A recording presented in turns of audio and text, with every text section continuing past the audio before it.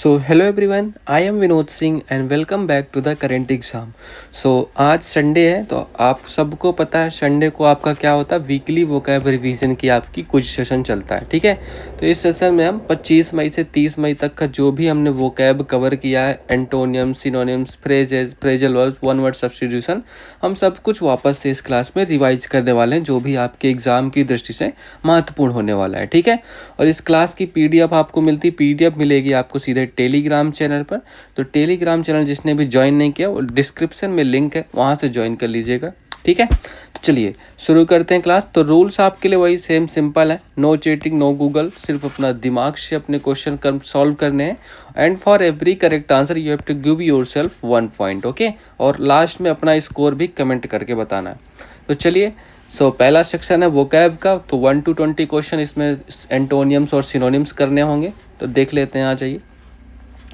तो sir, choose the word opposite in meaning to given word, मतलब इन electable का आपको अपोजिट वर्ड या एंटोनियम बताना। तो इन इलेक्टेबल का अपोजिट वर्ड क्या होगा, तो पहले तो आपको इसकी मीनिंग पता होना चाहिए क्या होता है इसका मतलब। ठीक है, अब एंटोनियम्स क्या होगा, इनविटेबल होगा, सर्टेन होगा, प्रिवेंटेबल होगा, इनएस्केपेबल होगा। बताओ क्या हो सकता है इसका एंटोनियम, क्या हो सकता है मतलब अपोजिट वर्ड। तो एक बेसिक तरीका मैंने आपको बताया था, एलिमिनेशन मेथड, उससे आपको इसके सारे सिनोनिम्स हटा देने हैं। जो सबसे पहले हम इन इलेक्टेबल की मीनिंग देख लेते। तो इसका क्या मतलब होता है, इम्पॉसिबल टू अवॉइड और एस्केप। ठीक है, मतलब किसी चीज़ से मतलब जो अपरिहार्य है, बचा नहीं जा सकता, मतलब जिसे टाला ना जा सके। ठीक है, मतलब जिसको करना जरूरी ही है। तो सिनोनिम क्या होंगे, तो इनविटेबल होगा, तो इनविटेबल, अनअवॉइडेबल, इनएस्केपेबल, सर्टेन। तो ये सर्टेन, इनविटेबल, इनएस्केपेबल, ये सारे सिनोनिम हो गए। और एंटोनियम्स क्या होंगे, अवॉइडेबल, प्रिवेंटेबल, ऑप्शनल, अनसर्टेन। तो ये आपके एंटोनियम्स हो गए। तो ऑप्शन नंबर क्या हो गया, ऑप्शन नंबर क्या, सर्टेन नहीं, प्रिवेंटेबल हो गया, ऑप्शन नंबर सी। ठीक है, तो ऑप्शन नंबर सी इसका करेक्ट आंसर हो जाएगा। नेक्स्ट क्वेश्चन देख लेते हैं। डिजल्टरी का आपका एंटोनियम बताना है। तो बताओ भाई, डिजल्टरी का एंटोनियम क्या होने वाला है। रैंडम होगा, क्या होगा, रैंडम होगा, हैप्पीजार्ड होगा, मेथोडेटिकल होगा, एमलेस होगा। तो डिजल्टरी का आपको क्या बता सकते हो, तो डिजल्टरी का एंटोनियम बताना है। तो सबसे पहले इसकी मीनिंग क्या होगी, तो मीनिंग और रैंडम हो गया, लैकिंग अ क्लियर प्लान, मतलब अनियमित या असंगठित रूप से, जो जिसे हम कहते हैं डिजल्टरी। ठीक है, सिनोनिम क्या होंगे, तो रैंडम हो गया, एमलेस हो गया, हैप्पीजार्ड हो गया, डिसकनेक्टेड हो गया। तो रैंडम को हटा दो, हैप्पीजार्ड हटा दो, एमलेस हटा दो। तो मेथोडेटिकल, तो सिस्टमैटिक, ऑर्गेनाइज्ड, फोकस्ड, मेथोडिकल, आपको ये सब मतलब होगा, इसका एंटोनियम्स होंगे। तो ऑप्शन नंबर सी इसका भी करेक्ट है। ठीक है, तो डिजल्टरी का क्या मतलब है, अनियमित, मेथोडिकल का मतलब है अनियमित रूप से। ठीक है, चलो नेक्स्ट वर्ड है आपका सर इग्जीगुअस। इग्जीगुअस का यूज हम कैसे करने वाले हैं, किस अर्थ में हम इग्जीगुअस का यूज करेंगे। स्पार्स होगा इसका एंटोनियम, स्कैंटी होगा, कॉपियस होगा, मियगर होगा। बताओ, तो स्पार्ट मुझे तो लग रहा है स्पार्स, स्कैंटी और मियगर, ये तीनों सेम लग रहे हैं। तो मुझे एलिमिनेशन मेथड अगर यूज करना, तो इन तीनों को हटा के ऑप्शन नंबर सी के साथ जा सकता हूँ डायरेक्टली। ठीक है, तो देख लीजिए, तो आप मीनिंग भी देख सकते हो। तो वेरी स्मॉल इन अमाउंट, उसको हम कहते हैं इग्जीगुअस, मतलब बहुत कम मात्रा में या अल्प मात्रा में अगर हो तो उसको हम इग्जीगुअस कहते हैं। इस सिनोनिम्स क्या होंगे, स्कैंटी हो गया, मियगर हो गया, स्पार्स हो गया, इनसफिशिएंट हो गया। ठीक है, तो आपको ये ध्यान रखना है। ऑप्शन नंबर, और एंटोनियम्स क्या होंगे, एंटोनियम्स भी देख लीजिए। तो एबंडेंट हो गया, प्लेंटीफुल, एम्पल, कॉपियस। तो ये आपको ध्यान रखने हैं और ऑप्शन नंबर सी के साथ जाना है। ठीक है, आप लोग खुद की भी मार्किंग करते रहिए, खुद का एवोल्यूशन जरूरी है। ठीक है, इवैल्यूएशन आपको करना है खुद से ही अपना, क्योंकि मैं तो नहीं कर पा रहा हूँ, बट मुझे जानना है। तो इसलिए आपको कमेंट बॉक्स में वो अपने लास्ट वाले जो भी स्कोर होगा वो कमेंट जरूर कीजिएगा। चलिए नेक्स्ट वर्ड देख लेते हैं। नेक्स्ट वर्ड है आपको फॉरलॉर्न। सर, फॉरलॉर्न का यूज हम कैसे करेंगे सर, इसको तो सुना सुना लग रहा होगा, है ना। तो फॉरलॉर्न, तो फॉरलॉर्न का आपको एंटोनियम बताना। तो मिजरेबल होगा, चीयरफुल होगा, डिजोलेट होगा, होपलेस होगा। अब देखो, मिजरेबल, डिजोलेट, होपलेस आपको एक जैसे वर्ड नहीं लग रहे, इनको एलिमिनेट नहीं कर सकते आप आसानी से, है ना, कर सकते हो बिल्कुल आसानी से। तो इसी तरह एलिमिनेशन मेथड काम करता है। तो मीनिंग देखिए, तो फॉरलोन मतलब for alone, lonely and hopeless कह लो, ठीक है, उदास, निराश या असहाय कह लो, ठीक है। मीनिंग देखिए सिनोनिम्स इसके डिजोलेट हो गया, मिजरेबल हो गया, होपलेस हो गया, लोनली हो गया। तो ये आपके इसके क्या हो गए, सिनोनिम हो गए। तो सिनोनिम कौन कौन से हो गए, मिजरेबल हटा दो, डिजोलेट हटा दो, होपलेस हटा दो। तो option number B, hopeful, cheerful, happy, optimistic, ये सब आपके एंटोनियम्स हैं और यही आपके आंसर भी होंगे करेक्ट, ठीक है। तो ऑप्शन नंबर बी इसका करेक्ट आंसर है, ठीक है, गॉट इट। चलिए, सो वर्ड नंबर 5 है सर बाउंटीफुल। बाउंटीफुल मतलब बाल्टीफुल, मैंने आपको बताया था बाल्टीफुल मतलब बहुत ज़्यादा मात्रा में, पर्याप्त मात्रा में। तो एबंडेंट मतलब भी सेम होता है और एम्पल मतलब भी प्रचुर मात्रा में होता है, जनरस मतलब भी यही होता है। तो स्कार्स मतलब होता है जो कमी होती है। तो आपको देखो मीनिंग देखो, तो बाउंटीफुल मतलब होता है सर एबंडेंट एंड जनरस, मतलब प्रचुर, भरपूर। सिनोनिम्स क्या होंगे, तो एबंडेंट, प्लेंटीफुल, जनरस, एम्पल, ये मैंने आपको बताया, अभी एलिमिनेट करवाया था। चलिए, एंटोनियम्स क्या होंगे, स्कार्स हो गया, मियागर हो गया, लिमिटेड हो गया, इनसफिशिएंट हो गया। तो ऑप्शन नंबर सी इसका करेक्ट आंसर हो गया, ठीक है। चलिए नेक्स्ट वर्ड कर लेते हैं। सो पैरामाउंट, सर मैंने आपको बताया था पैरामाउंट का क्या मतलब होता है, कोई पहाड़ है, माउंटेन है, उसकी चोटी पर आप बैठे हो, ठीक है। तो पैरामाउंट मतलब सर्वोच्च व्यक्ति जो होता है, सर्वोच्च व्यक्ति को हम कहते हैं पैरामाउंट, ठीक है। तो इसका एंटोनियम क्या होगा, सुप्रीम तो होगा नहीं, वाइटल, माइनर, क्रुशियल। बताओ क्या होने वाला, वाइटल, क्रुशियल, इनको भी एलिमिनेट करो, माइनर के साथ आंसर चले जाओ, है ना। तो देखो पैरामाउंट मोस्ट इंपॉर्टेंट पर्सन जो होता है, सर्वोपरि, अत्यंत महत्वपूर्ण व्यक्ति जो होता है। सिनोनिम्स क्या होंगे, सुप्रीम हो गया, चीप हो गया, क्रुशियल हो गया, वाइटल हो गया, ठीक है, जो भी मैंने आपको अभी एलिमिनेट कराए थे, है ना। चलो, तो और एंटोनियम्स क्या होंगे, तो माइनर, सेकेंडरी, ट्रिवियल, अनइम्पॉर्टेंट। तो ऑप्शन नंबर सी के साथ आपको जाना है। तो option number C correct answer है, ये आप मार्क कर लीजिएगा, ठीक है। चलिए, क्वेश्चन नंबर 7 देख लीजिए, मर्क्यूरियल। मर्क्यूरियल मैंने आपको बताया था सर मरकरी की तरह चंचल स्वभाव का, मतलब जो ठहरता ही नहीं, अस्थिर, बिल्कुल अस्थिर।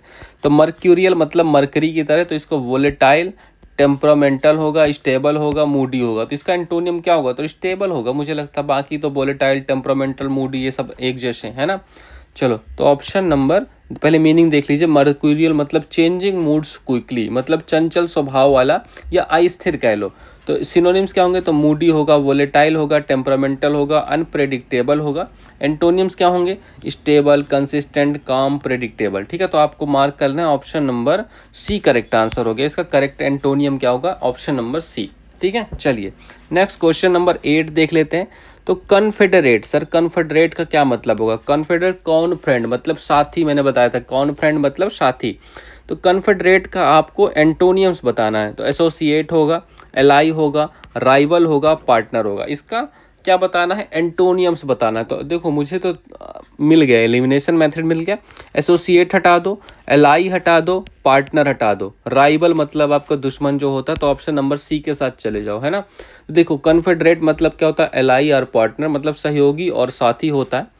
सिनोनिम्स देखिए तो एलाई हो गया, एसोसिएट हो गया, पार्टनर हो गया, कंपेनियन हो गया। और एंटोनियम्स क्या होंगे, तो इनिमी, अपोनेंट, राइवल, एडवर्सरी, है ना। तो ऑप्शन नंबर आपको कौन सा मार्क कर लेना, ऑप्शन नंबर सी, ठीक है। Option number C correct answer है। चलो, और मैं एक बात आपसे कहना चाहता हूँ, अगर आपने इस सेशन को अब तक लाइक नहीं किया तो प्लीज़ लाइक कर लीजिए। और चैनल में पहली बार आए हो या चैनल को अब तक सब्सक्राइब नहीं किया तो चैनल को सब्सक्राइब भी कर लीजिए और अपने दोस्तों तक भी शेयर कर सकते हो ये क्लास, ठीक है। इतनी अप्रिसिएशन तो बनती है मेरे लिए भी, है ना। चलो इतना तो कर दो आप लोग। चलो नेक्स्ट वर्ड क्या है सर जी आपका, तो नेक्स्ट वर्ड है इनफेमी, इनफेमस कह लो, है ना। इनफेमी मतलब इनफेमस मतलब फेमस तो हो बेटा लेकिन बुरे काम के लिए, मतलब थोड़ा बेकार तरीके से फेमस हो गए। तो नोटोरिटी, डिसऑनर, ग्लोरी, शेम। अब आपको कुछ नहीं करना, इनफेमी का मतलब ही नहीं पता, चलो कोई दिक्कत नहीं है। एलिमिनेशन मेथड में चिल्लाता रहता हूँ हर बार, क्या होगा, नोटोरिटी, नोटोरिटी हटाओ, डिसऑनर हटाओ, शेम हटाओ। ये तीनों एक तरह के वर्ड नहीं दिख रहे आपको, ग्लोरी बचा, तो यही आपका आंसर हो जाएगा। तो देख लीजिए मीनिंग भी, इनफेमी बैड रेपुटेशन मतलब कुख्याति या बदनामी कह लो। सिनोनिम्स क्या होंगे, नोटोरिटी हो गया, डिसग्रेस हो गया, शेम हो गया, डिसऑनर हो गया। Antonyms fame, honour, glory, reputation, ठीक है। तो आपको एंटोनियम बताना है इसका, तो ऑप्शन नंबर सी में एंटोनियम्स ग्लोरी करेक्ट आंसर हो जाएगा, है ना। बिल्कुल आसान आंसर है, ठीक है। चलिए नेक्स्ट वर्ड कौन सा है, नेक्स्ट वर्ड है सर सुपरसिलियस। सुपरसिलियस का यूज हम कैसे करने वाले हैं, सुपरसिलियस बताओ। सुपरसिलियस का यूज हम कैसे करेंगे, तो सुपरसिलियस का एंटोनियम क्या होगा, हॉटी होगा, एरोगेंट होगा, हम्बल होगा, कंसीटेड होगा। अब मुझे तो एलिमिनेशन दिख गया इसमें, आप लोगों को दिखा या नहीं मुझे नहीं पता अभी तक, है ना। तो सुपरसिलियस का एंटोनियम्स आपको कमेंट करना, तो क्या होगा देखो। तो सुपरसिलियस मतलब होता है एरोजेंटली सुपीरियर, घमंडी या अहंकारी कह लो, ठीक है। एरोगेंटली सुपीरियर तो बहुत ज़्यादा घमंडी, मतलब सुपर घमंडी कह लो, है ना। चलो तो सिनोनिम्स देख लीजिए, एरोगेंट हो गया, हॉटी हो गया, कंसीटेड हो गया, स्नोबिस हो, इन सब का मतलब होता है बहुत ज़्यादा घमंडी या धोखा देने वाला इंसान। एंटोनियम्स क्या होगा, तो हम्बल हो गया, मॉडेस्ट हो गया, रिस्पेक्टफुल हो गया, कॉर्टियस हो गया। तो ठीक है, तो एंटोनियम्स आपको ध्यान रखने हैं। तो एंटोनियम्स कौन सा हो गया, सुपरसिलियस का एंटोनियम्स क्या होने वाला sir, humble. Option number C, humble is the right antonym for the supercilious. Okay चलो, सो ये थे आपके 10 एंटोनियम्स, आप सब ने किए होंगे यहाँ से बढ़िया तक। ये सब आसान आसान वर्ड थे, ज़्यादा मतलब महंगे कह रहा हूँ, ज़्यादा हार्ड वर्ड भी नहीं थे, बट ये एग्ज़ाम की दृष्टि से आपके लिए बहुत इंपॉर्टेंट है, ठीक है। चलिए अब देखो करते हैं सिनोनिम्स। अच्छा हाँ, सिनोनिम्स से पहले मुझे याद आया, आज आरसीबी को हारसीबी नहीं पढ़ना, ठीक है। आरसीबी वर्सेस क्या है, और क्या कौन सी टीम है, दूसरी टीम कौन सी है यार, अच्छा जीटी। इन दोनों का फाइनल मैच है, आईपीएल का फाइनल। कौन जीत रहा है, कौन किसकी तरफ जा रहा है ना, ये बताओ थोड़ा मुझे कमेंट बॉक्स में। अच्छा चलो, हम मॉक टेस्ट कर रहे हैं, हम आईपीएल में कहाँ यार, आईपीएल आज से ख़त्म हो जाएगा। तो आज आखिरी दिन है आप बेरोजगारों के मेले का, तो आखिरी समापन आप लोग करके कल से पढ़ाई पे लग जाना बेटा, अब ठीक है। बहुत हो गया तुम्हारा आईपीएल रोज़ रोज़ देख रहे हो।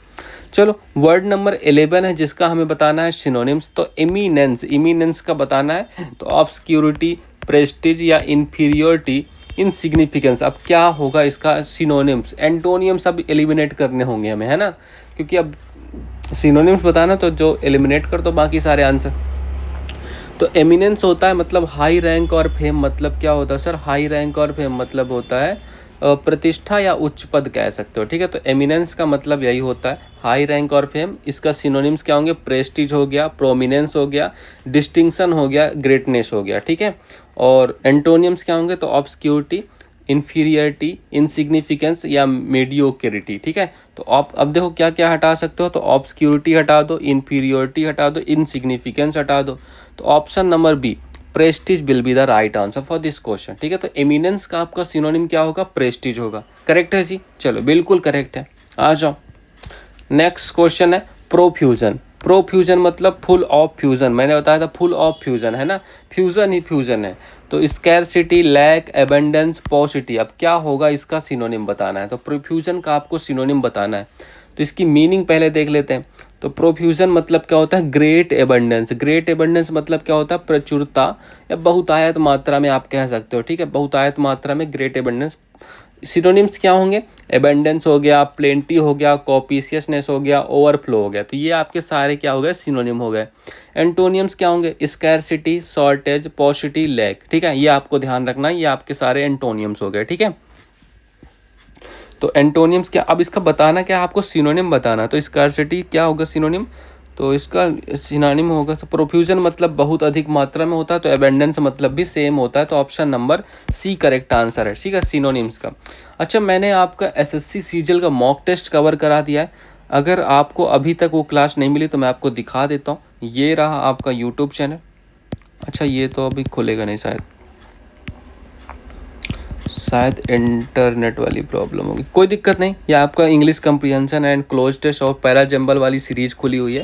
तो ये बहुत बच्चों का डाउट यही था, तो इसलिए ये खुला हुआ पड़ा है। तो इसलिए आपको ये ध्यान रखना है, जिसको भी इन सब चीज़ों में दिक्कत हो रही तो इसको सॉल्व कर लीजिएगा, और बस 4-5 क्लासेस कीजिएगा, उसमें से आपको समझ आ जाएंगी सारी चीज़ें। चलो, तो प्रोफ्यूजन का आपने सिनोनिम कर लिया, एबेंडेंस कर लिया, और इसी में एक सेम प्लेलिस्ट में आप देख लीजिएगा। तो एसएससी सीजीएल का मॉक टेस्ट कल कराया है मैंने, और दूसरी क्लास उसकी मंडे को होगी, मंडे को शाम को 4 बजे। तो ठीक है, अल्टरनेट डेज पे वो होने वाली हैं, तो उनको भी आपको ध्यान से कवर करना है। चलो नेक्स्ट क्वेश्चन है फीस्टी। फीस्टी मतलब क्या होता है, फाइटी मतलब क्या होता है, इसका सिनोनिम क्या करोगे, टिमिड करोगे, पैसिव करोगे, स्पिरिटेड करोगे, वीक करोगे, क्या करने वाले हो इसका सिनोनिम। तो फीस्टी का सिनोनिम होने वाला है एनर्जेटिक एंड बोल्ड, मतलब जुझारू तेज तर्रार इंसान को हम कहते हैं फीस्टी। सिनोनिम्स क्या होंगे, तो स्पिरिटेड कह लो, बोल्ड कह लो, अग्रेसिव कह लो, प्लकी कह लो, है ना। और एंटोनियम्स टिमिड डरपोक हो गया, पैसिव कह लो, वीक कह लो, सबमिसिव कह लो। तो ऑप्शन नंबर कहाँ, तो टिमिड हटा दो, पैसिव हटा दो, वीक हटा दो, तो option number C spirited is the right answer for feisty. ठीक है, तो इस फीस्टी का आपका सिनोनिम क्या होने वाला है, स्पिरिटेड होने वाला है। नेक्स्ट क्वेश्चन देख लीजिए, रिवेटिंग। रिवेटिंग क्या होगा सर, रिवेटिंग का यूज हम कैसे करेंगे, रिवेटिंग का इसका सिनोनिम बताना है। तो टेडियस होगा, कैप्टिवेटिंग होगा, डल होगा, बोरिंग होगा। टेडियस, डल, बोरिंग, ये तीनों एक तरह के वर्ड लग रहे हैं, ऑप्शन नंबर बी के साथ जाता मैं। फिर भी आप मीनिंग देखिए, तो रिवेटिंग मतलब होता है एक्सट्रीमली इंटरेस्टिंग, मतलब रोचक या मंत्रमुग्ध करने वाला होता है। ठीक है, तो रिवेटिंग का मतलब वो होता है। सिनोनिम्स देख लीजिए, तो कैप्टिवेटिंग हो गया, फैसिनेटिंग हो गया, इनग्रॉसिंग हो गया, कंपेलिंग हो गया। ठीक है, और एंटोनियम्स बोरिंग, डल, टेडियस, अनइंटरेस्टेड हो गया, अनइंटरेस्टिंग हो गया। ठीक है, तो अब वही सेम आंसर हुआ, ऑप्शन नंबर बी कैप्टिवेटिंग इसका राइट सिनोनिम हो गया। तो रिवेटिंग का मतलब होता है, रिवेटिंग मैंने आपको ट्रिक बताई थी इसकी कि रेह बेटिंग, तो रेह बेटिंग मतलब रेह इंतजार कर रही है किस चीज़ का, कि किसी रोचक या मंत्रमुग्ध घटना होने का, है ना। चलो ऑप्शन क्वेश्चन नंबर 15 करते हैं, बेड लैम्प। मैंने इसका आपको ट्रिक बताया था, बेड का जो अलार्म होता है, बेड अलार्म होता है तो आप मतलब अफरा तफरी मच जाती है ना, तो वही होता है बेड का अलार्म। पीस हो गया, ऑर्डर हो गया, चौश हो गया, काम हो गया, इसका सिनोनिम बताना है। तो पीस, ऑर्डर, काम, पीस, ऑर्डर, काम, ये तीनों एक तरह के वर्ड हैं, इनको एलिमिनेट करो, ऑप्शन नंबर सी आपका आंसर हो जाएगा। तो बेड लैम्प क्या होगा सर, बेड लैम्प होगा कंप्लीट चौश। अच्छा, अगर पीछे कुछ शंख वगैरह की आवाज़ आए तो आप लोग इग्नोर कीजिएगा, सुबह का टाइम है, पूजा वूजा हो रही है आसपास। ठीक है, चलो। अरे कहाँ हो गया भाई, तुम कहाँ चले गए, चलो। तो बेड लैम्प होता है कंप्लीट चौस, मतलब अफरा तफरी अराजकता। ठीक है, तो ये आपको ध्यान रखना है। इसके सिनोनिम्स देख लीजिए, तो चौश हो गया, मह्यम हो गया, अप्रोर हो गया, पेंडोमोनियम हो गया। ठीक है, तो ये आपके सिनोनिम हो गए। एंटोनियम्स क्या होंगे, तो ऑर्डर, पीस, कॉम, हार्मनी। ठीक है, अब चलो आंसर मार्क कर लेते हैं। तो पीस को हटा दो, ऑर्डर को हटा दो, कॉम को हटा दो, तो option number C chaos will be the right answer for bedlam. Okay, चलो नेक्स्ट क्वेश्चन करते हैं, वैनिस। वैनिस क्या होता है, मैंने सर बताया था, इसको बैन कर देना, किसी को बैन करके बाहर निकाल देना। तो वेलकम, एडमिट, एक्साइल, रिटेन, क्या होगा इसका सिनोनिम्स। एक्साइल मतलब वनवास भी होता है, तो ये अब परफेक्ट सिनोनिम होने वाला है इसका, है ना। तो अब देखिए मीनिंग देख लेते हैं, आ जाइए। तो सेंड अवे परमानेंटली, किसी को मतलब बाहर भेज देना। ठीक है, किसी निर्वासित करना, बाहर निकालना, किसी को बैन कर देना अपने राज्य से। तो सिनोनिम हो गया, एग्जाइल हो गया, एक्सपेल हो गया, आउस्ट हो गया, एलिमिनेट हो गया। ठीक है, और एंटोनियम्स क्या होंगे, तो वेलकम, एडमिट, रिटेन, कीप, ये समझ में आ गया, काफ़ी आसान वर्ड है। तो ऑप्शन नंबर सी इसका राइट आंसर हो जाएगा। ठीक है, तो वेनिस का अगर आप सिनोनिम ढूंढ रहे हो तो exile will be the right answer. ठीक है, चलो क्वेश्चन नंबर 17 करते हैं। वस्टलिंग क्या होता है सर, वस्टलिंग मतलब वो बस है ना, बस में कितनी भीड़ रहती है ना, बस में कितनी भीड़ रहती है, तो वस्टलिंग क्या होता है इसका आपको बताना है। और सिनोनिम डिजर्टेड हो गया, स्टिल हो गया, वाइब्रेंट हो गया, काइट हो गया, क्वाइट हो गया। ठीक है, तो इसकी मीनिंग देख लीजिए पहले, आ जाइए। तो वस्टलिंग फुल ऑफ एक्टिविटी, मतलब चहल पहल या व्यस्त स्थान को हम कहते हैं वस्टलिंग कहते हैं। ठीक है, सिनोनिम्स क्या होंगे, तो बिजी होगा, एक्टिव होगा, लिवली होगा, वाइब्रेंट होगा, तो ये सारे सिनोनिम हो गए। एंटोनियम्स क्या होंगे, क्वाइट हो गया, स्टिल हो गया, डिजर्टेड हो गया, इनएक्टिव हो गया, तो ये आपके एंटोनियम्स भी हो गए। अब आपको आंसर करना है सिनोनिम्स का, तो मुझे तो नहीं लगता डिजर्टेड होगा, डिजर्टेड भी नहीं होगा, स्टिल भी नहीं होगा, आपको क्वाइट भी नहीं होगा। तो वाइब्रेंट मतलब होता है चहल पहल या एक्टिव इंसान होता है। ठीक है, तो ऑप्शन नंबर सी वाइब्रेंट इसका राइट आंसर हो जाएगा। ठीक है, चलिए क्वेश्चन नंबर 18 देख लेते हैं। तो 18 क्या है sir, crest fallen. Crest fallen क्या होता है sir, crest fallen, crest fallen मतलब, क्रेस्ट मतलब होती है चोटी, क्रेस्ट मतलब होता है चोटी, चोटी से अगर कोई गिरता है तो क्या होता है भैया, तो इलेटेड हो गया, डिजेक्टेड हो गया, चीयरफुल हो गया, इनकरेज्ड हो गया, इसका आपको बताना है एंड सिनोनिम्स बताना है। ठीक है, आइए मीनिंग देख लेते हैं। तो crest fallen disappointed and sad, मतलब हताश मायूस, चोटी से जब कोई नीचे गिरेगा तो हताश और मायूस तो हो ही जाना है उसको, है ना। तो सिनोनिम्स देख लीजिए, तो डिजेक्टेड हो गया, डाउन कास्ट हो गया, डिसअपॉइंटेड हो गया, डिसहार्टेंड हो गया। ठीक है, एंटोनियम्स क्या होंगे, तो चीयरफुल, इलेटेड, इनकरेज्ड, होपफुल, तो ये आपको ध्यान रखना। तो क्रेस्ट फॉलन का क्या मतलब होगा, क्रेस्ट फॉलन मतलब होता है सर, इसका सिनोनिम बताना है ना, तो क्रेस्ट फॉलन का सिनोनिम मतलब होगा डिजेक्टेड। तो option number B, option number B के साथ जाएंगे, dejected will be the right answer. ठीक है, इलेटेड, चीयरफुल, इनकरेज, इन सब को हटा दो, एलिमिनेट कर दो। चलो क्वेश्चन नंबर 19 देखते हैं, आ जाइए। अमोरस, मैंने बताया था सर आमरस। आमरस क्या करता है सर, आपको आमरस आनंद देता है, मतलब थोड़ा और अधिक प्रेम आता है आपको आमरस पे, है ना। तो रोमांटिक होगा, हॉस्टाइल होगा, इनडिफरेंट होगा, कोल्ड होगा। ये तो बहुत आसान हो गया, एलिमिनेशन मेथड यूज करो बेटा इस पे। तो हॉस्टाइल हटा दो, इनडिफरेंट हटा दो, कोल्ड हटा दो, क्या बचा, romantic will be the answer. Amorous मतलब रोमांटिक, है ना। देखो, full of love and affection मतलब बहुत ज़्यादा प्रेम पूर्ण या रोमांटिक हो जाना, उसको हम अमोरस कहते हैं। सिनोनिम्स क्या होंगे, तो रोमांटिक, लविंग, अफेक्शनेट या पैसिनेट, ये आपके सिनोनिम होने वाले। एंटोनियम्स क्या होंगे, कोल्ड, इनडिफरेंट, अनलविंग या हॉस्टाइल, ये आपके एंटोनियम्स होंगे, ठीक है। तो अमोरस का मतलब आपको ये ध्यान रखना है। चलिए क्वेश्चन नंबर 20 देख लेते हो। पैरामाउंट, पैरामाउंट आपका वर्ड रिपीट हो रहा है, मैं बताया था पैरामाउंट मतलब माउंटेन की चोटी पर रहना, मतलब सबसे महत्वपूर्ण व्यक्ति होता है, तो उसको हम चीफ कहते हैं, ठीक है। तो ऑफ हाईएस्ट इंपॉर्टेंट, सबसे महत्वपूर्ण या सर्वोपरि होता है, उसको हम पैरामाउंट कहते हैं। सिनोनिम्स क्या होंगे, सुप्रीम, वाइटल, क्रूशियल, चीफ, ठीक है, ये आपको ध्यान रखना है। और antonym secondary, minor, trivial, unimportant. तो क्या ऑप्शन मार्क करोगे, तो ऑप्शन नंबर आप ए मार्क कर लेना, ठीक है। इस पर चीफ आपका राइट आंसर होगा, राइट सिनोनिम होगा। चलिए यहाँ तक आपके 20 क्वेश्चंस हो गए, ठीक है। 20 क्वेश्चंस कंप्लीट हो गए। तो जिसके भी 20 में आपके कितने मार्क्स बन रहे हैं, ठीक है, तो ये आपको बताना है 20 में कितने, अब तक कितने मार्क्स बन रहे हैं, कितने क्वेश्चन आपके सही हुए थे, ठीक है, अब तक ये आप कमेंट करके बताइए। चलो सेक्शन 2 है आपका आइडम्स एंड फ्रेजेस का, ठीक है। अच्छा वेट अ मिनट, थोड़ा पानी वगैरह पी के आता हूँ, आप तब तक इसके कमेंट करके बताइए और कोई फीडबैक दीजिए इस क्लास का तब तक तुरंत।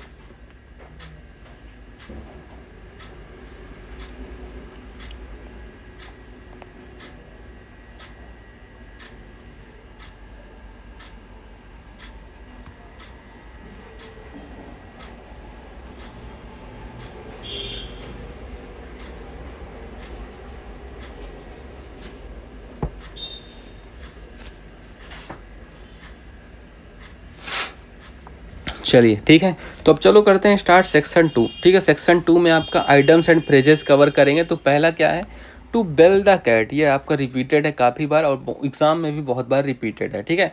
टू अवॉइड डेंजर होता है, to take responsibility for a risky test, to deceive someone, to become famous. इसका क्या मतलब होने वाला है, रिस्की टास्क वाला मुझे आंसर सही लग रहा है।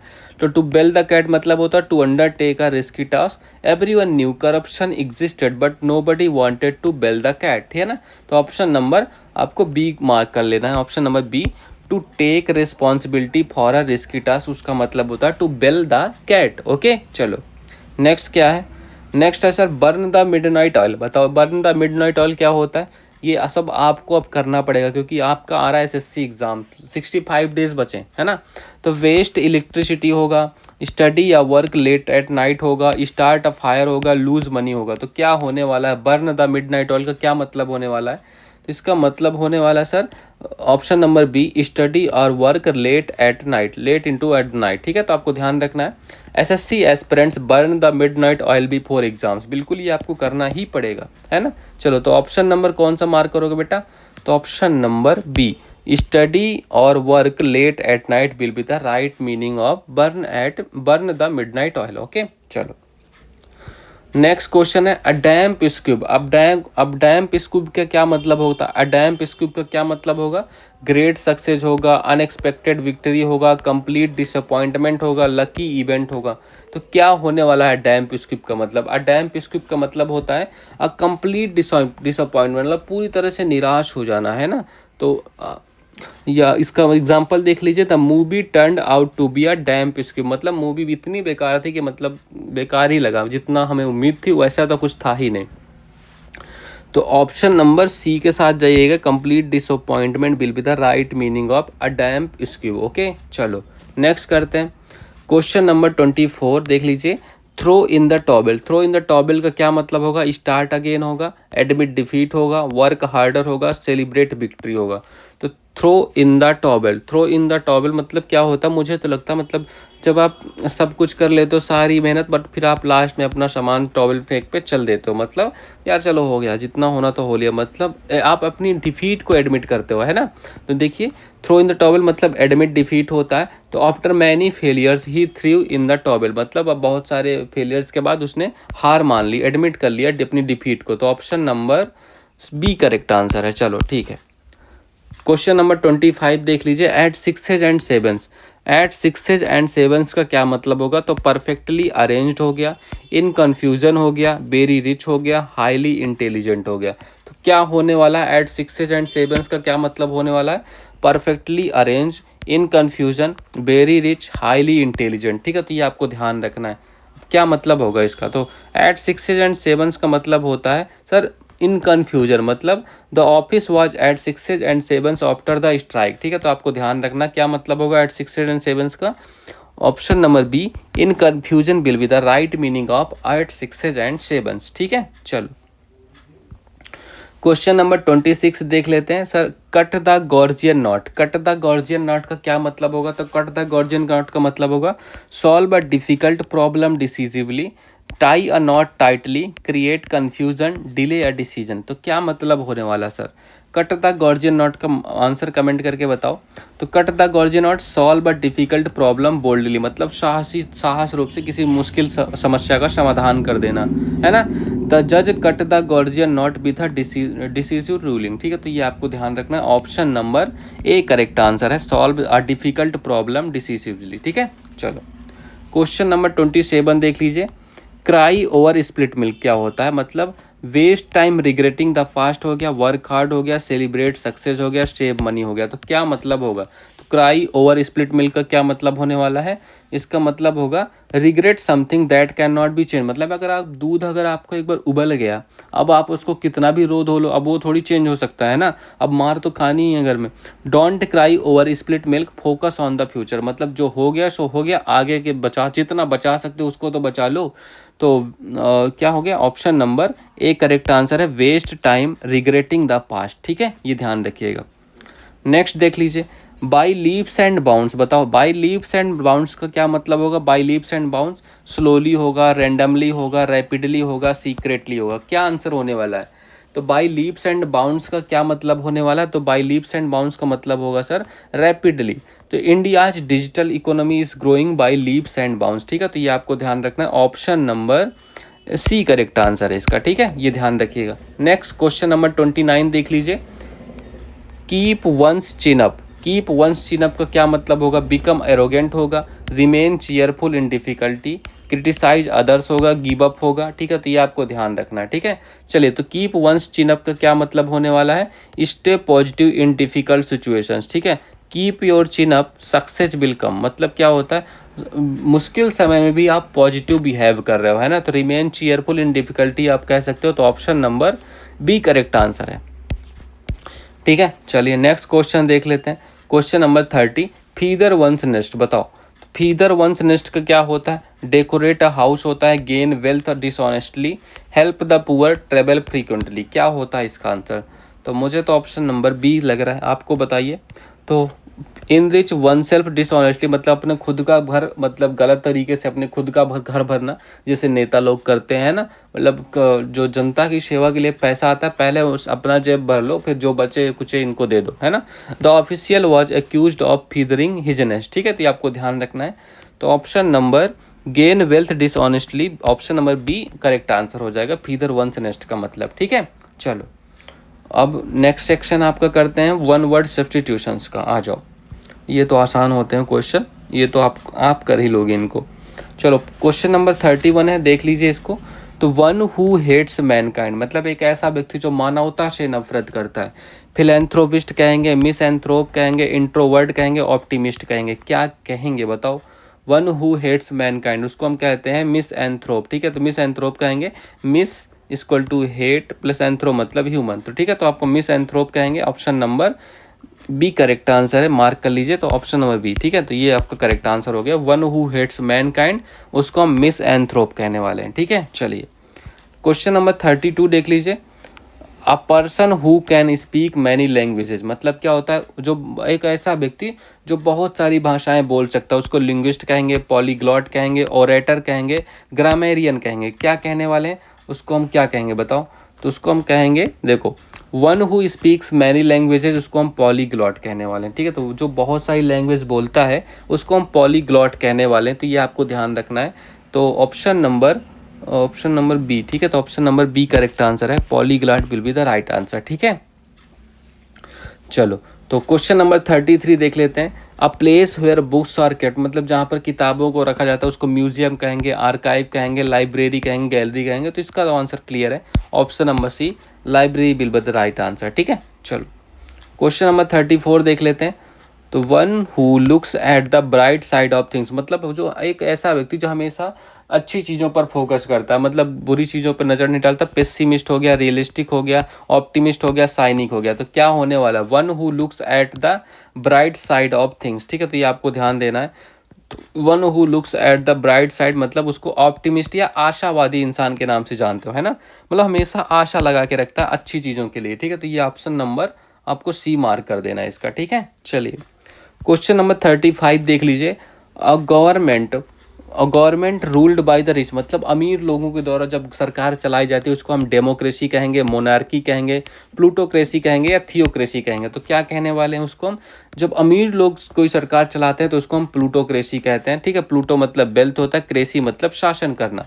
तो option number C correct answer हो गया, ठीक है। अच्छा चलो, थियोक्रेसी किसे कहते हैं, ये इसका ये आपको होमवर्क है, कमेंट करके बताओ थियोक्रेसी किसे कहते हैं। थियोक्रेसी, ठीक है। मोनार्की और डेमोक्रेसी आपको पता होगा, बट थियोक्रेसी मुझे कमेंट करके बताओ, अभी कमेंट करो, तुरंत करो, ठीक है। चलो, तो थियोक्रेसी किस गवर्नमेंट को कहते हैं बताओ। चलो, नेक्स्ट सेक्शन है आपका फ्रेजल वर्ब्स का। चलो, पहला क्या है, the company decided to fill in the blanks the new software next month. अब न्यू सॉफ्टवेयर कंपनी क्या करने वाली, ब्रिंग अप करेगी, रोल आउट करेगी, कॉल ऑफ तो करेगी नहीं, टेक इन भी नहीं करेगी। ब्रिंग अप या रोल आउट में से क्या होगा, तो रोल आउट ही होगा जब कोई नया सॉफ्टवेयर लॉन्च होता है ना। तो रोल आउट मतलब लॉन्च करना, लॉन्च और इंट्रोड्यूस मतलब कंपनी एक नया सॉफ्टवेयर लॉन्च या इंट्रोड्यूस करने वाली, सिंपल सी बात है ना।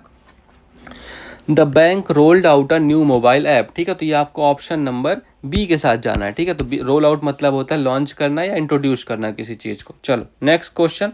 The auditor ask the manager to fill in the blanks the discrepancy in accounts. अब बताओ ऑडिटर ने क्या मैनेजर को कहा होगा, तो look into, run over, put off या ब्रेक डाउन। क्या लुक इनटू होगा, मुझे तो लगता है लुक इनटू, तो वही होता है लुक इनटू मतलब इन्वेस्टिगेट करना, ठीक है। तो इन्वेस्टिगेट करना। The RBI ordered officials to look into the fraud, ठीक है। तो ये आपको ध्यान रखना, option number A correct answer हो गया, ठीक है। चलिए, ये ध्यान रखिएगा। नेक्स्ट देख लेते हैं क्वेश्चन नंबर 38। द नेगोशिएशंस, बताओ देखो, the negotiations finally fill in the blanks after several rounds of discussions. तो नेगोशिएशंस क्या हो गए, फाइनली हो गए, है ना। तो came through, fell through, carried out, made up. बताओ क्या आंसर होने वाला है, तो फेल थ्रू होगा, मतलब fail to happen. Negotiations finally fell through after several rounds of discussions, मतलब इतने सारे डिस्कशन हुए फिर भी नेगोशिएशन हो नहीं पाए सही से, ठीक है। तो fell through, the merger deal fell through, ठीक है। तो option number B correct answer है, मार्क कर लीजिए, ठीक है। चलो, क्वेश्चन नंबर 39 देख लेते हैं। The bank had to fill in the blank several fraudulent transactions, मतलब weed out, take over, pass by या टर्न अप। मुझे तो वीड आउट इसका आंसर लग रहा है, ठीक है। वीड आउट क्या होता है सर, मतलब वीड आउट मतलब होता है रिमूव अनडिजायरेबल थिंग्स, मतलब जो बेकार की चीज़ें हैं जिनकी ज़रूरत नहीं उनको हटा दो, है ना। तो the bank weeded out fake accounts, ठीक है। तो आप आई एम सॉरी, चलो, तो वीड आउट इसका करेक्ट आंसर हो जाएगा। तो option number A will be the right answer, ठीक है। चलो, नेक्स्ट क्वेश्चन देख लेते हैं। The new CEO plans to fill in the blanks the company's image, मतलब phase out, build up, break through या गिव अवे। क्या होगा बताओ। तो बिल्ड अप मतलब होता है इम्प्रूव और स्ट्रेंथन, मतलब किसी चीज़ को मजबूत करना या बनाना, ठीक है। तो एग्जांपल देखिए, the CEO wants to build up customer trust, ठीक है। तो option number B correct answer है इसका, ठीक है। चलो, that's all for this class, ये आपकी क्विज थी, ठीक है। चलो, इसको आपको ध्यान रखना। और मैं कह रहा हूँ एसएससी सीजीएल का वो मॉक टेस्ट आपको ज़रूर करना है। प्लेलिस्ट में जाइए, टॉप पे ही आपकी प्लेलिस्ट दिख जाएगी, वहाँ से आपको मॉक टेस्ट उसको सॉल्व करना है। चलो, सो बस वही है, आपको अपना स्कोर कमेंट करना है, कैलकुलेट करो, कमेंट करो, ठीक है। जो भी आपका स्कोर हो, लाइक कर देना सेशन को, कमेंट जरूर करना और शेयर कर देना अपने दोस्तों तक। और चैनल को अगर आपने अब तक सब्सक्राइब नहीं किया तो सब्सक्राइब भी कर लीजिए, ठीक है। तो अपना स्कोर और अपना लेवल आपको कमेंट करके बताना है। So that's all for this class, see you tomorrow. Stay confident, stay consistent and keep learning with current exam, ठीक है। चलो, so all the best, have a good day and thank you.